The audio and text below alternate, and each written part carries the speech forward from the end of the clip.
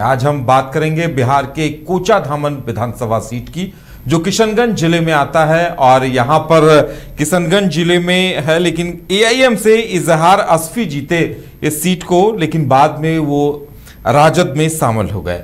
और अब देखिए, सवाल कोचाधामन को लेकर यह है कि इस बार वहां के समीकरण क्या होंगे, ओवैसी कितने बड़े फैक्टर होंगे, आरजेडी और जेडीयू किसे प्रत्याशी के तौर पर उतारेंगे, ये तमाम सवाल हमारे सामने हैं। ज्यादा जानकारी के लिए इस वक्त हमारे साथ हमारे वरिष्ठ सहयोगी राकेश रंजन जी हैं। राकेश जी, कोचाधामन के समीकरण बड़े दिलचस्प हैं। यहां देखिए, ओवैसी इस बार कितने असरदार होंगे, क्योंकि ओवैसी के जो विधायक थे वो बाद में आरजेडी में चले गए थे, और अब जदयू इन दोनों को घेरने में कहां तक कामयाब रहेगी, ये भी बड़ा अहम सवाल है। देखिए, कोचाधामन सहित आप पूरे सीमांचल की बात कर लीजिए तो जो असदुद्दीन ओवैसी हैं, जो एआईएमआईएम के सदर हैं, उनका बिल्कुल साफ इरादा है, वो बदला लेना चाहते हैं। क्योंकि जब पिछली बार जो उनके विधायक चुने गए थे 5, उसमें से 4 जो है आरजेडी में शामिल हो गए थे। तो असदुद्दीन ओवैसी बिल्कुल साफ साफ कहते हैं कि 4 गए हैं, हम 24 लेकर आएंगे। और उन्होंने तो यहाँ तक कहा कि ऐसी परिस्थिति चुनाव के बाद निर्मित हो सकती है कि राजद को हमसे मदद मांगने के लिए आना पड़े। तो देखिए, यहाँ पर जो एक लड़ाई है कोचाधामन सीट पर, उसमें प्रत्याशी तो चुनाव लड़ेंगे, इस बात से आप इनकार नहीं कर सकते। लेकिन एक लड़ाई असदुद्दीन ओवैसी और तेजस्वी यादव के बीच भी चल रही है, राजनीतिक लड़ाई है ये। देखिए, यहाँ पर ओवैसी एक एक कदम जो है बहुत फूंक फूंक कर चल रहे हैं। उन पर बीजेपी की बी टीम होने का आरोप लगता रहा है। तो इससे उबरने के लिए उन्होंने क्या किया कि महागठबंधन में शामिल करने के लिए आवेदन दे दिया और कहा कि जो सेकुलर वोट हैं वो बटे नहीं, इसलिए आप एआईएमआईएम को भी इसमें शामिल कीजिए। कोई जवाब नहीं मिला। तो आपको बताता हूं कि गुरुवार को जो है वो आप अख्तरुल ईमान जो हैं पूरे लाम लश्कर के साथ लालू आवास के बाहर पहुंचे, ढोल नगाड़ा बजाया और कहा कि एआईएमआईएम को आप महागठबंधन में शामिल कीजिए ताकि सेकुलर वोट बटे नहीं।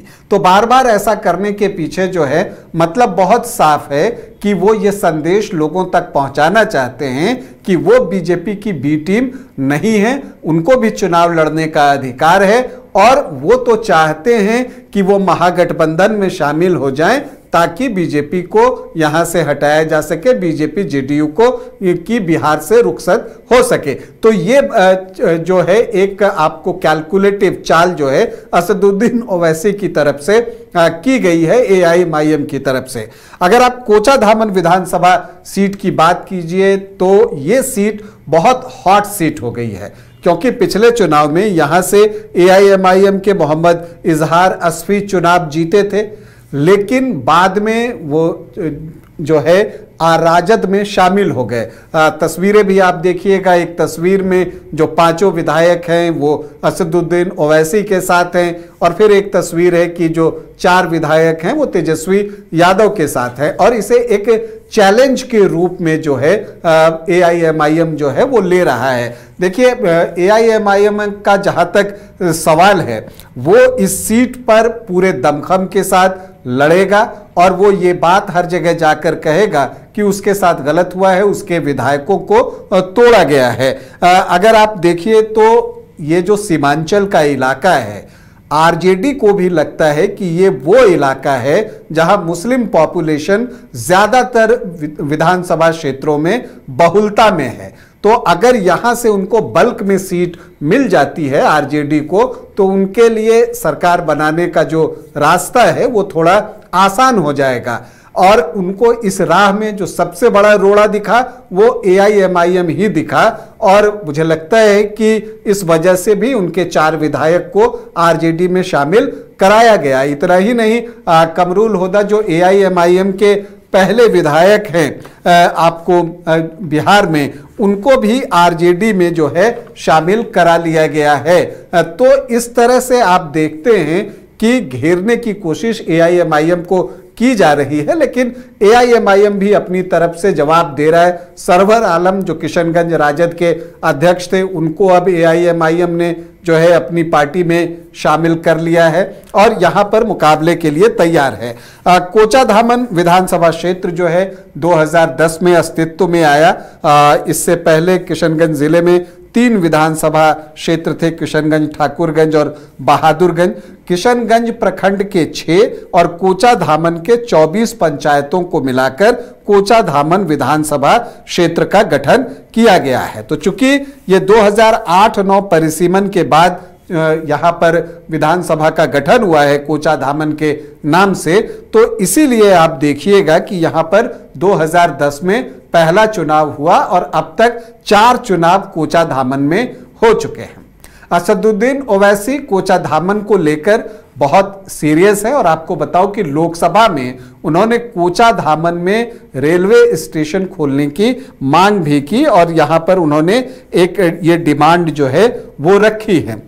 साल 2010 में जो है यहां से कोचाधामन से जो विधायक बने थे, जो अभी सूबे में AIMIM के सदर हैं अख्तरुल ईमान, वो यहां से विधायक बने थे, लेकिन तब वो RJD के टिकट पर चुनाव जीते थे। ये साल 2010 था और तब उन्होंने 9025 वोटों से चुनाव जीता था। और उस वक्त अगर आप देखें तो एक ट्रायंगुलर फाइट थी और मास्टर मुजाहिद आलम जो है तब JDU से चुनाव लड़ रहे थे, उनको उन्होंने शिकस्त दी थी। इन सब के बीच एक दिलचस्प बात यह है कि मोहम्मद इजहार अस्फी तो RJD में शामिल हुए ही हैं, JDU से 2 बार विधायक रहे मास्टर मुजाहिद आलम भी जो हैं वो RJD में शामिल हो गए हैं। 2014 में यहां पर उपचुनाव हुआ, जब अख्तरुल ईमान 2014 में लोकसभा का चुनाव, तब वो JDU के टिकट पर लड़े थे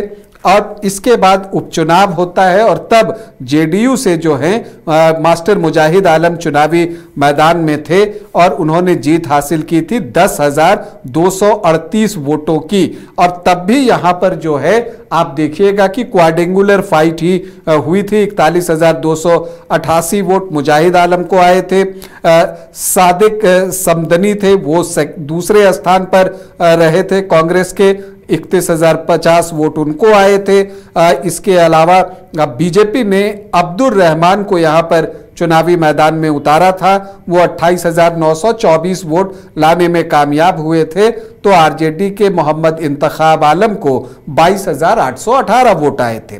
2015 में जब महागठबंधन बना तो मुजाहिद आलम को ही JDU की तरफ से सीट पर चुनाव लड़ने के लिए उतारा गया और वो 18,843 वोटों से चुनाव जीतने में सफल रहे और तब उन्होंने AIMIM के प्रत्याशी अख्तरुल ईमान को ही शिकस्त दी थी और अख्तरुल ईमान को तब 37,086 वोट आए थे और मुजाहिद आलम को 55,929 वोट आए थे। बीजेपी के अब्दुल रहमान एक बार फिर से जो है लगभग 24.5% वोट लाने में कामयाब रहे, 34,895 वोट। फिर 2020 आता है, तब तक JDU जो है वापस से NDA फोल्डर में आ गया था, लेकिन AIMIM यहां से मोहम्मद इजहार अस्फी को चुनावी मैदान में उतारता है। RJD से शाहिद आलम थे और JDU से मुजाहिद आलम, तो मोहम्मद इजहार अस्फी को 79,893 वोट आते हैं, 49.5% वोट। तो AIMIM की लोकप्रियता क्षेत्र में लगातार बढ़ती हुई दिखी है। तब मास्टर मुजाहिद आलम को 27% वोट आए, 43,750 वोट, और शाहिद आलम जो RJD के प्रत्याशी थे उनको 26,134 वोट, मतलब 16.18% वोट आए और मोहम्मद इजहार अस्फी 36,143 वोटों से चुनाव जीतने में सफल रहे। लेकिन बाद में इजहार अस्फी जो हैं वो RJD में शामिल हो गए। AIMIM को ये बात नागवार गुजरी है और इसीलिए जो है वो चाहती है कि इस सीट पर एक बार फिर से कब्जा जमाया जाए। और अभी जब किशनगंज लोकसभा का चुनाव हो रहा था, तब अगर आप यहां पर देखिएगा तो यहां से किशनगंज लोकसभा से जीत तो कांग्रेस की हुई, लेकिन कोचाधामन में अख्तरुल ईमान जो है उनको 14,786 वोटों की लीड मिली है। लेकिन जो सवाल है कि कोचाधामन में एआईएमआईएम का कैंडिडेट कौन होगा, वैसे सवाल ये आरजेडी के पास भी है कि उसका उम्मीदवार कौन होगा। मोहम्मद इजहार अस्फी जो पाला बदलकर आरजेडी में शामिल हो गए हैं वो उसके प्रत्याशी बनेंगे, या मास्टर मुजाहिद आलम वो आरजेडी के प्रत्याशी बनेंगे। तो एक आप कह सकते हैं कि विद इन द पार्टी भी एक कंपटीशन चल रहा है आरजेडी में, और मोहम्मद इजहार अस्फी और मुजाहिद आलम ये दोनों चूंकि नेता हैं और मुजाहिद आलम का कद जो है ऊंचा है, यहां से 2 बार चुनाव जीत चुके हैं तो उनका दावा मजबूत है। और अगर वो आरजेडी से चुनाव लड़ते हैं तो मोहम्मद इजहार अस्फी जब आरजेडी में आए होंगे तो कुछ शर्तों के साथ ही आए होंगे कि उनका टिकट जो है वो कंफर्म होगा। तो अब ये देखना दिलचस्प है कि आरजेडी का नेतृत्व यहां क्या फैसला लेता है। देखिए, आरजेडी की कोशिश शुरू से है कि वो सीमांचल में खास करके किशनगंज में अपने पैर पसारे और वहां पर एक उसकी जो है पैठ हो, और इसके लिए मास्टर मुजाहिद आलम पर पहले भी कोशिश की गई थी कि उनको अपने पाले में किया जाए जब वो जेडीयू में शामिल थे, लेकिन तब वो तैयार नहीं थे। कोचाधामन के बारे में एक और बात बहुत साफ है कि इस यहां पर जो भी पार्टी बीजेपी के साथ गठबंधन में होती है उसको जीत नहीं मिलती। जेडीयू 2 बार यहां से चुनाव जीता है, 2014 में और 2015 में, लेकिन तब वो बीजेपी के साथ एनडीए का हिस्सा नहीं था, इसलिए उसको कामयाबी मिली 2015 में महागठबंधन में, और 2014 में जेडीयू खुद चुनाव यहां से लड़ रहा था। तो ये चीजें यहां पर जो है कोचाधामन में दिखती हैं। अब अगर आप यहां के देखें कि संभावित प्रत्याशी कौन कौन है, तो देखिए आरजेडी से तो 2 दावा है, मोहम्मद इजहार अस्फी और मास्टर मुजाहिद आलम का, तो दोनों ही बड़े नेता हैं और आरजेडी जो है इन्हीं में से किसी एक को चुनावी मैदान में उतारेगी। संभावना ये दिखती है कि मास्टर मुजाहिद आलम कोचाधामन से चुनाव लड़ सकते हैं। ऐसे में अगर मोहम्मद इजहार अस्फी का टिकट कटता है तो वो क्या करते हैं ये देखना दिलचस्प होगा। हालांकि वो भी जनसंपर्क लगातार बनाए हुए हैं, लेकिन जो सबका ध्यान है वो इस बात पर है कि ओवैसी किसको उम्मीदवार बनाते हैं। तो जो एक लेटेस्ट डेवलपमेंट है वो ये है कि सरवर आलम जो हैं वो आपको, जो कि किशनगंज में पूर्व जिला अध्यक्ष हैं आरजेडी के, वो अब एआईएमआईएम में शामिल हो रहे हैं। तो अब उनके शामिल होने के बाद उनको संभावित प्रत्याशी के तौर पर एआईएमआईएम का देखा जा रहा है। वैसे एक और नाम पहले से चल रहा था, मुफ्ती जसीम अख्तर का। इन पर भी जो है ये हालांकि अभी एआईएमआईएम में शामिल नहीं है, लेकिन इन्होंने कुछ इंटरव्यूज में ये कहा है कि बीजेपी छोड़कर वो किसी भी पार्टी से चुनाव लड़ सकते हैं। तो एक दावेदार मुफ्ती जसीम अख्तर भी हैं, दूसरे सरवर आलम हो गए, जफर असलम है कोचाधामन प्रखंड अध्यक्ष, उनकी भी दावेदारी है। वो भी कहते हैं कि अगर पार्टी टिकट देगी तो वो चुनाव लड़ना चाहते हैं। तो ये 3 नाम प्रमुखता से एआईएमआईएम की तरफ से चल रहे हैं, लेकिन इन सब के बीच जेडीयू को अभी प्लान करना है कि यहां पर वो किसे अपना प्रत्याशी बनाए, क्योंकि उसके जो ट्रायल एंड टेस्टेड प्रत्याशी थे, बड़े नेता थे मास्टर मुजाहिद आलम, उन्होंने जो है नीतीश कुमार का साथ अब छोड़ दिया है, वो अब तेजस्वी यादव के साथ हैं, आरजेडी ज्वाइन कर ली है। जुलाई 2025 में उन्होंने जो है आरजेडी ज्वाइन की है।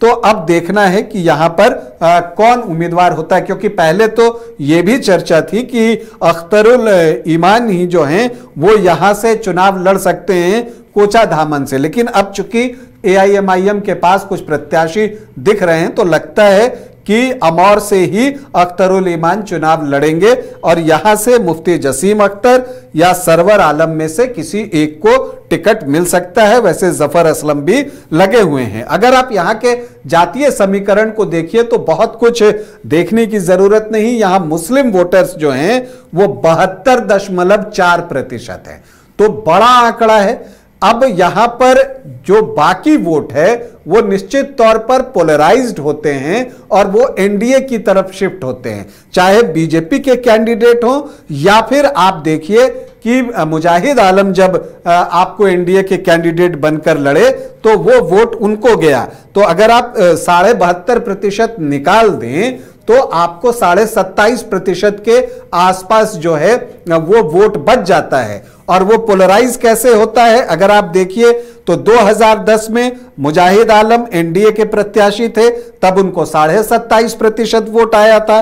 2014 के उपचुनाव में बीजेपी ने अपना प्रत्याशी दिया था तो उनको लगभग 23% वोट आया था।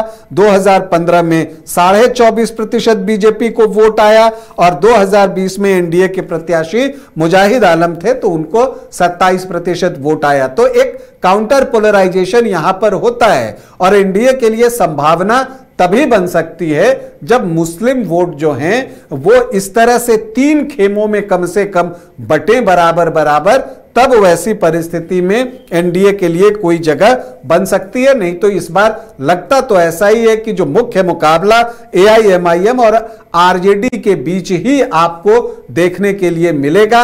अब इसमें एनडीए जो है अपने लिए अवसर की तलाश करेगा, लेकिन कोचाधामन एक प्रतिष्ठा की सीट है दोनों दलों के लिए, चाहे वो असदुद्दीन ओवैसी हो या तेजस्वी यादव हो।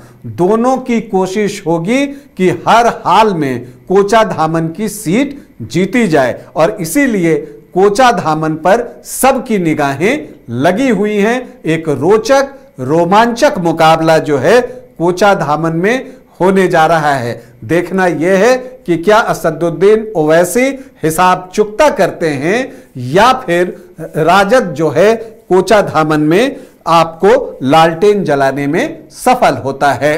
तो कोचाधामन की जंग में इस बार कौन बाजी मारेगा, ये सबसे बड़ा दिलचस्प सवाल होगा। और आरजेडी चक्रव्यूह से इस सीट को फिर निकाल पाएगी या फिर जदयू को फायदा होगा या ओवैसी फिर से असरदार साबित होंगे, ये देखने वाली बात होगी।